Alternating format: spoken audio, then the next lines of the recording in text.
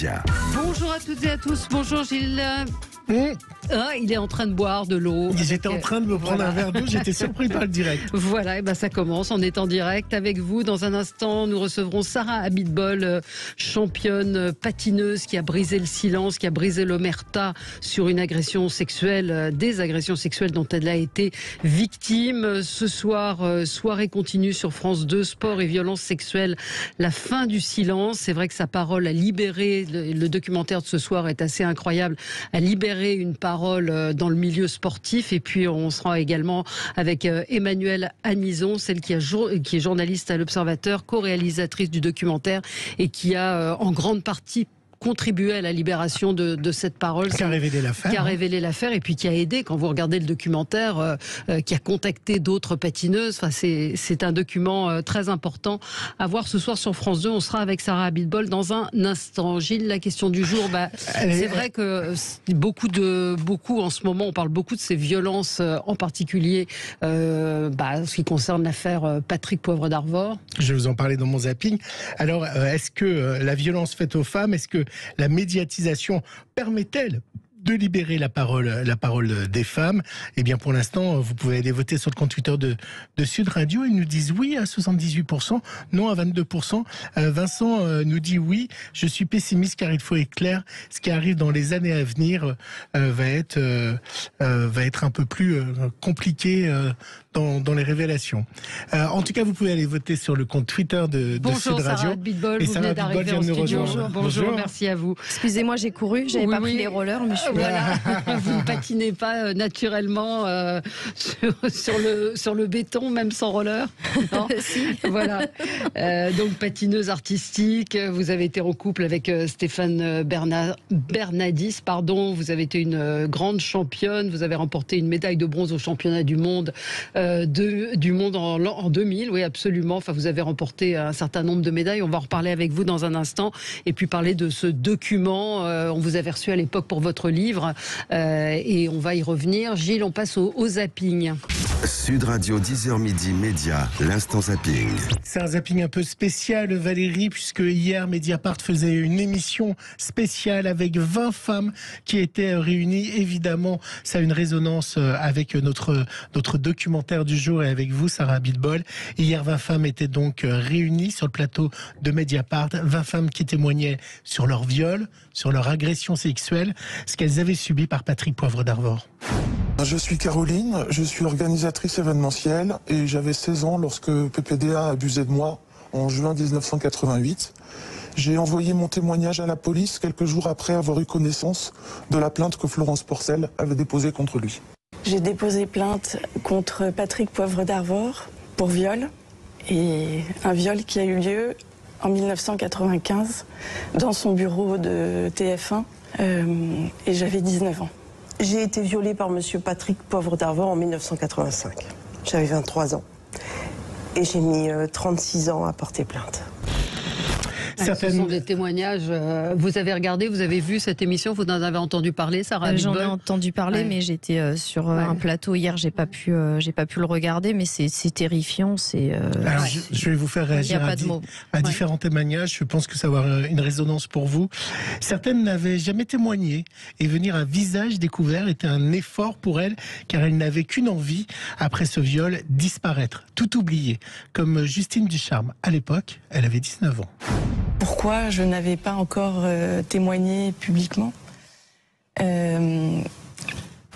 c'est un des impacts. C'est la volonté de rester invisible, de ne plus être vue, de ne plus avoir de regard malaisant, désagréable qui se pose sur moi. Voilà, là, pour moi, c'est d'ailleurs un effort très important d'être sur votre plateau aujourd'hui. Et ça fait vraiment partie des conséquences. C'est cette volonté de ne plus exister, en fait. Voilà, de ne pas exister, de ne pas être vu, d'être le plus invisible possible. Vous comprenez l'histoire d'être invisible ? passe. Oui, tout à fait. L'histoire d'être invisible, l'histoire d'oublier, et on est dans la honte, dans la culpabilité, et on veut disparaître. Moi-même, j'ai voulu mourir en 2004. Voilà, je voulais vraiment. Enfin, j'ai pris des cachets, mais Dieu était là pour qui a veillé sur moi, et je suis pas partie. Mais effectivement, je peux comprendre, mais on est des survivantes, on s'en sort. C'est ce que je voudrais leur dire aussi aux victimes aujourd'hui. C'est bien de parler à visage découvert, parce que ça permet une certaine libération, et ça permet de reprendre confiance en soi, justement. Faut pas être caché, c'est plutôt à nos agresseurs qui sont des criminels de se cacher, mais pas à nous. Pour se rendre compte, vous pourrez aller voir sur le site de Mediapart. L'accès est gratuit, Valérie. Et les témoignages sont forts, ils sont en longueur. Les victimes de Patrick Poivre d'Arvor ont pu expliquer en détail leur agression, comme Marie-Claire Eudes, jeune étudiante et stagiaire à l'époque du Festival de Cannes. Elle avait 18 ans. Elle a raconté les détails de son viol. Il a fermé la porte à clé.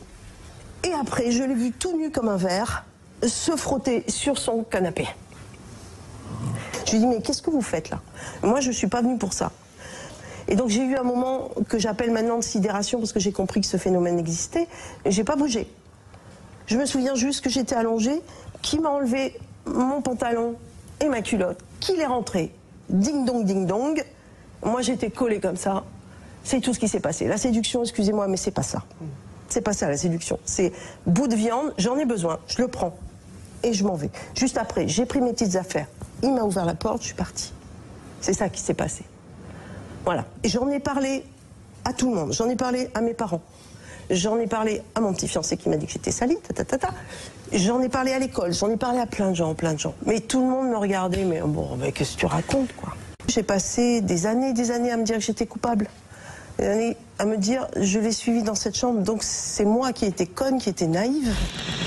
Vous aussi, vous avez tout pensé... ça, toute la culpabilité, l'état de sidération, surtout vous, à votre âge, 15 ans, vous ne comprenez pas bien ce qui se passe, ce que vous racontez dans le documentaire. Oui, l'état de sidération, à 15 ans, on ne sait pas ce qui se passe, on dort avec ses petites peluches dans un box, et on n'a qu'une envie, c'est d'être une championne et de réaliser son rêve d'être championne du monde, championne d'Europe. Et oui, on est en sidération, on ne comprend pas, et non, c'est terrible, ce témoignage est accablant. Ouais, aussi, c'est terrible. Ouais. Et puis, ce qui fait la force, et ce que vous n'avez pas eu forcément, c'est que ces femmes, désormais, elles sont ensemble, elles luttent ensemble, et elles se sont... Oui, après... Si, c'est un peu ce qui s'est passé, mais qui a été très difficile. Ce qu'on voit dans le documentaire, et la force de conviction qu'a eu la journaliste Emmanuelle Anison, d'appeler les autres patineuses. Vous vous racontez la difficulté, comment certaines vous raccrochent, vous disent non, je veux pas en parler, mais il y a eu une libération, on va y revenir dans un instant. Et là, justement, la journaliste Stéphanie Cayatte, qui a aussi subi une agression de la part de Patrick Poivre d'Arvor, expliquait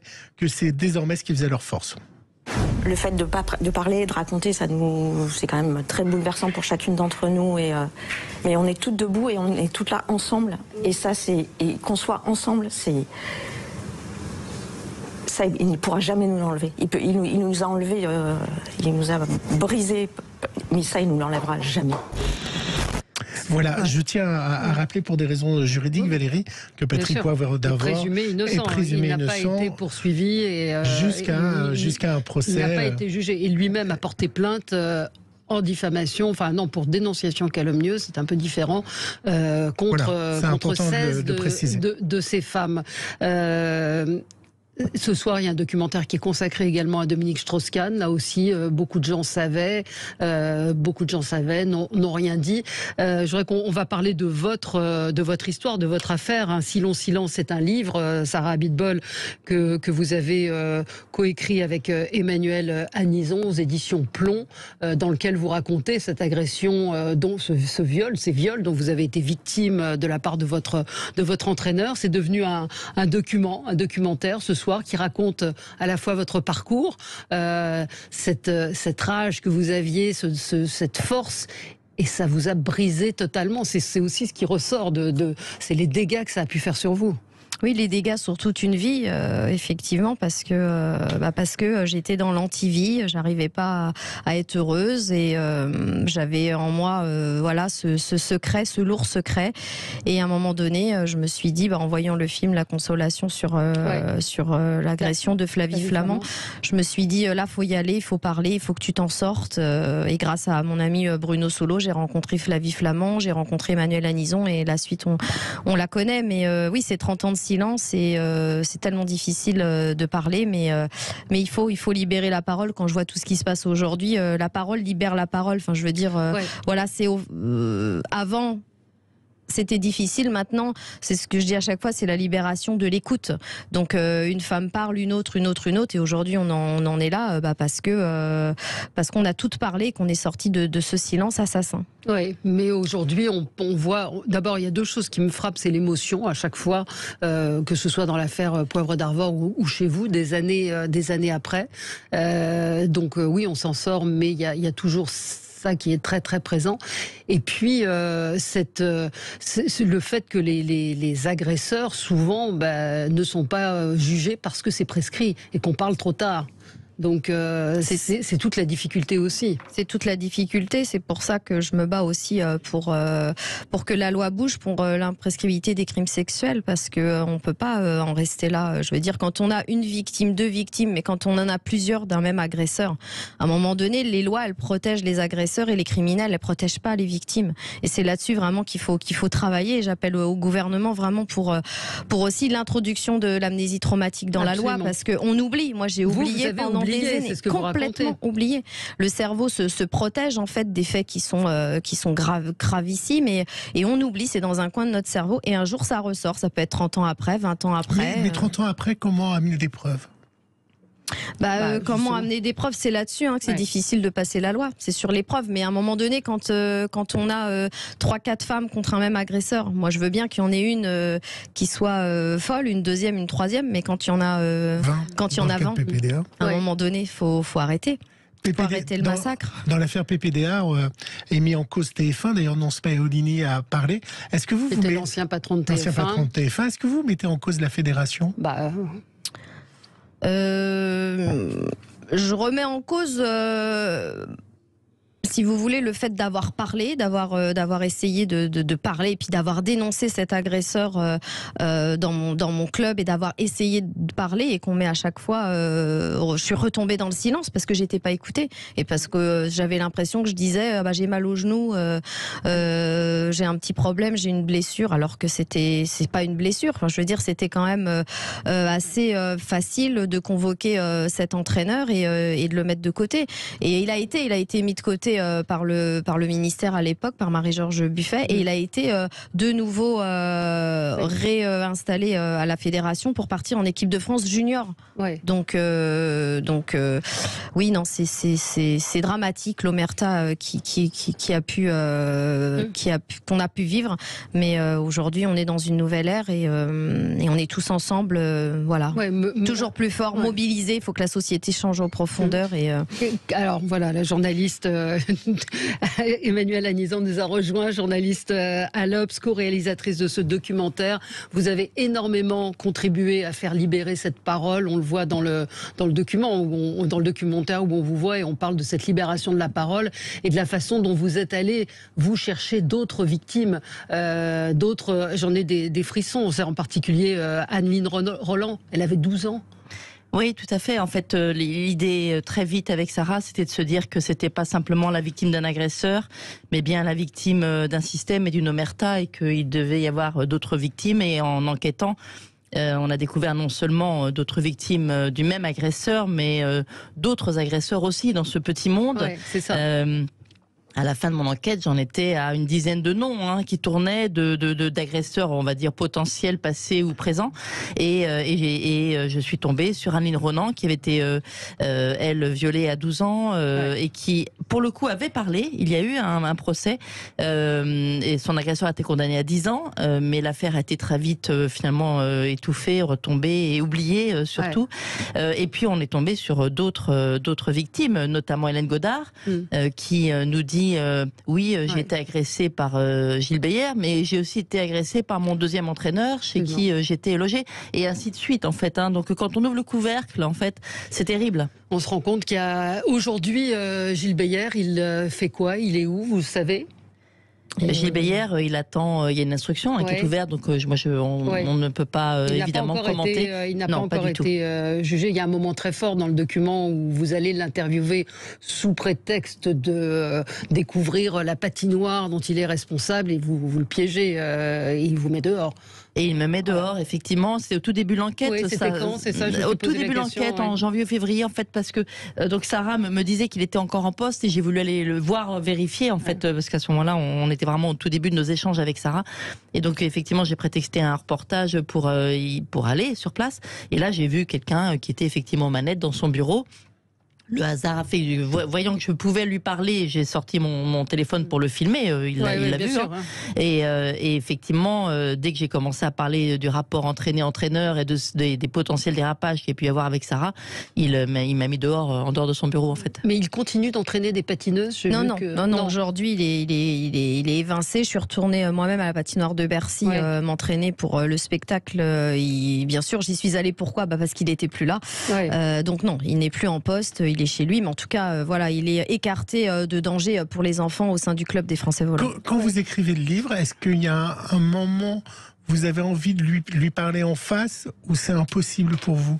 Non, c'est encore impossible pour moi. J'avais déjà du mal à poser les mots et à parler avec Emmanuel lors de cette écriture. Non, c'était impossible et non, impossible. Et l'avoir les yeux dans les yeux durant le procès, ce sera quelque chose qui sera important pour vous ou pas? On ne sait pas. On ne sait pas pour l'instant. Il n'y aura pas les yeux dans les yeux puisque Sarah c'est prescrit en fait. Donc elle témoigne en tant que témoin. Il y aura un procès si, pardon de te couper Emmanuel, s'il y a une victime non prescrite qui parle, il y aura un procès et on sera rattaché à cette victime et là on sera présente. Donc il faut qu'il y ait une victime non prescrite pour viol qui parle. Oui, et pour l'instant, vous n'avez pas de victimes non prescrites qui ont parlé. Aujourd'hui, semble-t-il, en tout cas, voilà, il est poursuivi pour agression et pas pour viol, et pour harcèlement sexuel. D'accord.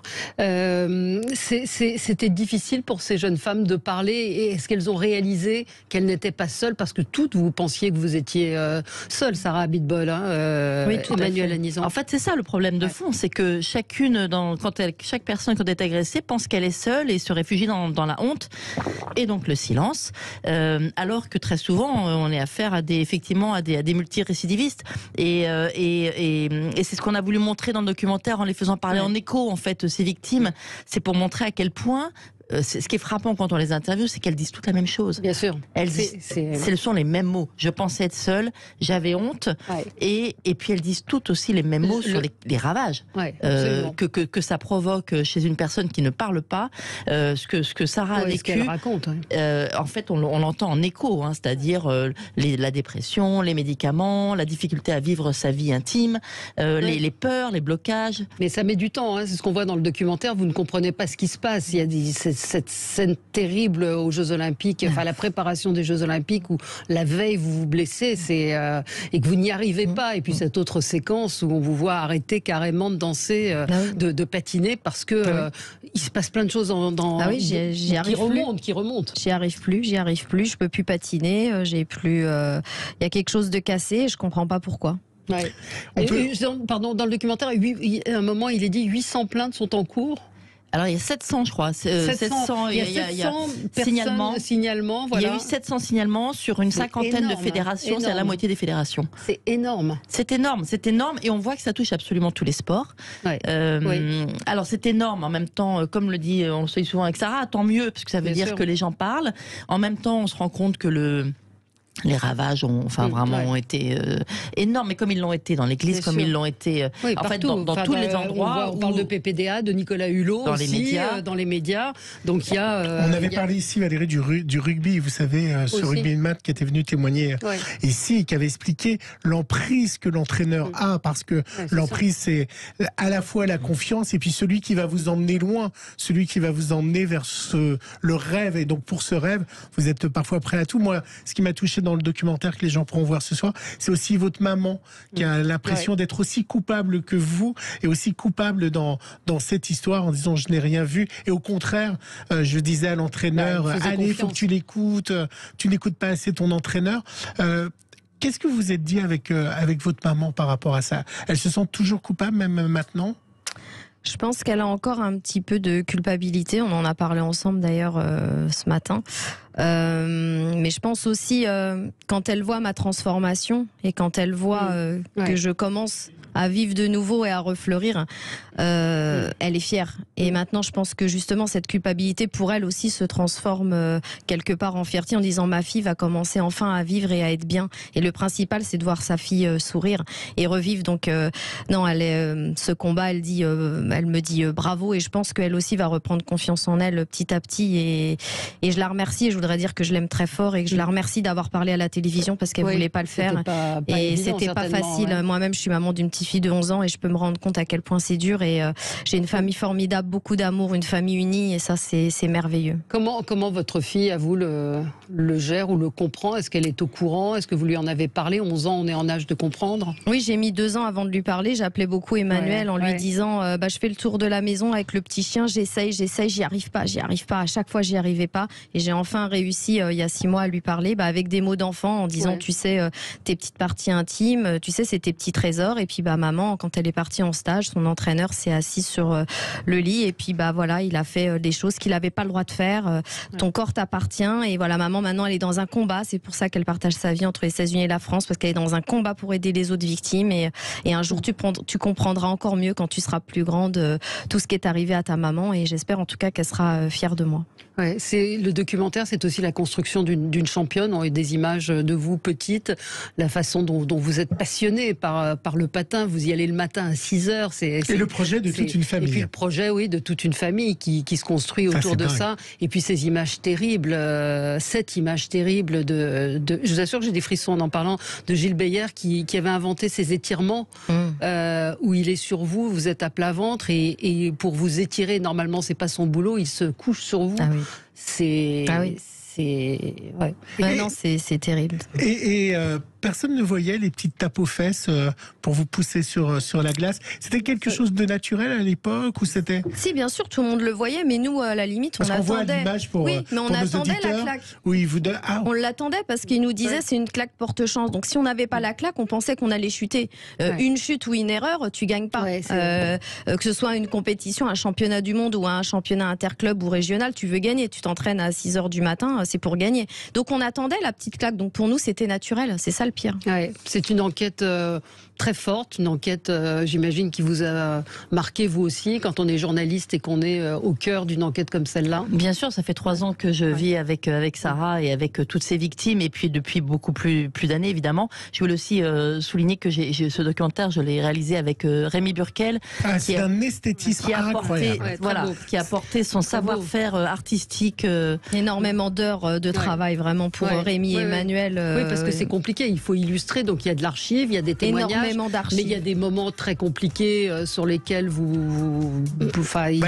la séquence des étirements, vous êtes assis sur une chaise avec une illustration dans l'ombre avec des enfants, c'est vraiment magnifique. C'est un très très beau document, effectivement, vous avez raison de le signaler. Un si long silence, c'est ce soir et bravo à France 2 qui le diffuse à 1h de grande écoute, à 21h. Et puis c'est une soirée continue, également un débat derrière. Vous serez sur le plateau aux côtés de Julien Bugier. Voilà. Merci à Elodie Polo Ackerman, la réalisatrice qui nous a fait confiance depuis le début. Vraiment un grand merci à toute l'équipe de production. Et ensuite, il y a un autre documentaire qui s'appelle Ice Therapy. Et puis on peut dire, Sarah, que vous retournez sur la glace et vous serez sur Holiday on Ice en 2023, c'est ça? Tout à fait, un spectacle avec Holiday on Ice en 2023. On fait 2 tableaux. On a travaillé beaucoup avec Yves Barta et je travaille aussi sur un show d'1h30. Mais ça c'est la suite. Une championne, une gagnante, une renaissance. Je suis passionnée par le patinage. J'organise aussi des stages de patinage avec des enfants de tout niveau.